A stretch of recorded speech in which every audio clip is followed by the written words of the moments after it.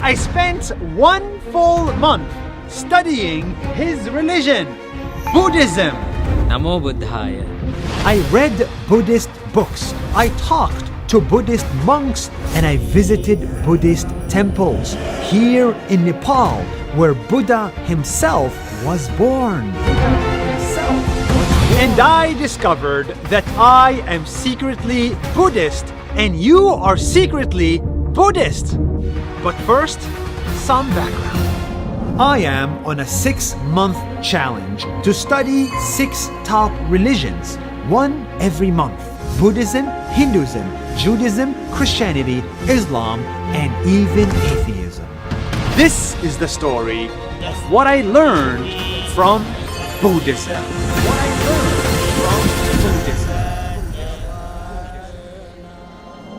Buddhism started with this man, Buddha. He was born right here in this exact place in Nepal 2,500 years ago. And today, more than 500 million people follow his wisdom. Buddhism is deep and rich. I cannot cover it in one short video. So I'm gonna focus on the little bit of Buddhism that changed my life.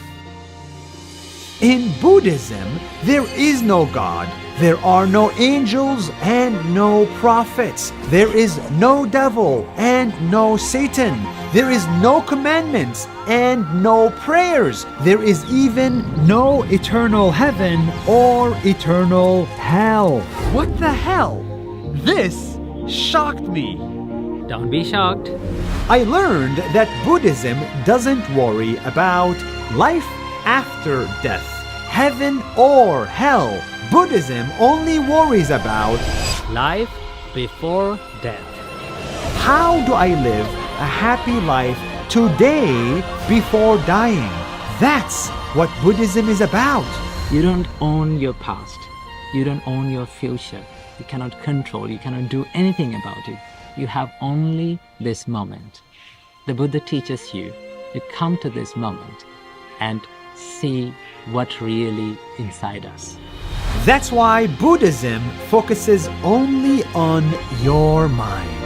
Your mind is your God. It is the source of all happiness and sadness, of all good and evil. If we can control our mind, we can be happy. The mind is everything. What you think, you become, the Buddha said. That is the core of Buddhism. The mind is so powerful in this religion that it became a sixth sense. We are used to 5 senses in the West: see, hear, smell, taste, touch. But Buddhists believe in a 6th sense: the mind. We have 5 senses. Everything is linked by mind. That is why we need to focus on our mind in Buddhism. The Buddha said, when your mind is pure, the happiness and the joy follows like a shadow that never leaves you. Buddhism is full of wisdom. When you read the religious books, you'll get the step-by-step guide on how to control your mind and make it happy. Yes, Buddhists think it is possible to live a happy life today. This is how. So how can my mind be happy and pure? The Buddha teaches you that let go of the attachment and then you will be happy. Let go of the attachment. Yes. Let go of attachments. Turns out our mind gets sad when it gets attached. You get attached to money, to people, to emotions. And when your money is gone, then you suffer.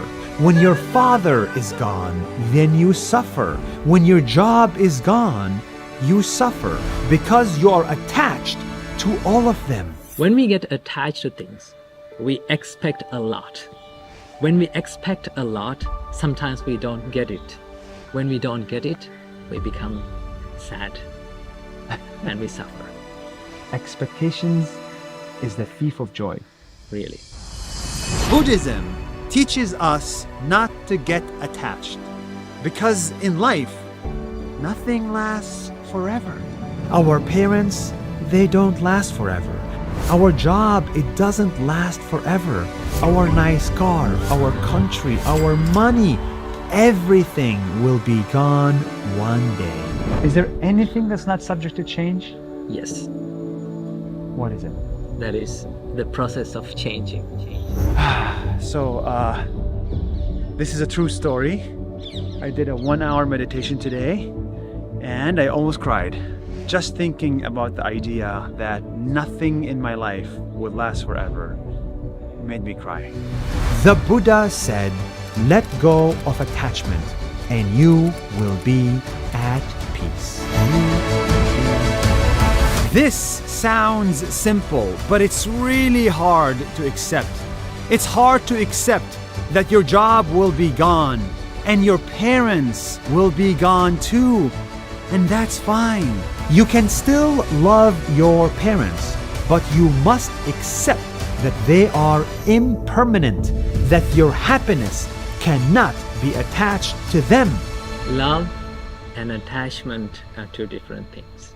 When you love someone, you love seeing them grow and becoming happy. But when you get attached to someone, you expect them to make you happy and ask, why are you not making me happy? That's the difference. Yes. I spent 1 month trying to understand this concept, and here in Nepal, talking to Buddhist monks, it finally clicked. I finally understood it in my company. People coming in and leaving the company. It's hard every time to see somebody come and then after 2 or 3 years they leave. Every person that I work with, I'm not gonna work with forever. And I didn't realize that until recently. You have to be like a tree. Think of your company like a tree, a big one. The birds come and they eat the fruits and they be happy and they go. But tree stays the same as the big tree, tall and profound and evergreen. Bruce Lee says, be like water. In Buddhism, be like a tree. Buddhism taught me that happiness does not come from the outside. It comes from the inside. It has always been inside of us, here. And the best part about Buddhism is that you don't have to convert to it. It is not just a religion, it's also a philosophy, a way of life. Take what you want from it. Dalai Lama once said that do not try to use Buddhism to be a better Buddhist. Try to use Buddhism to be a better version of what you already are. If you understand the power of your mind, you can become a better Muslim, a better Jew, a better Christian, and even a better atheist. And that is the beauty of Buddhism. It can help all of us become better humans. See you next month for a video about Hinduism. What an incredible experience. Learned so much, inspired so much. Now to the next challenge.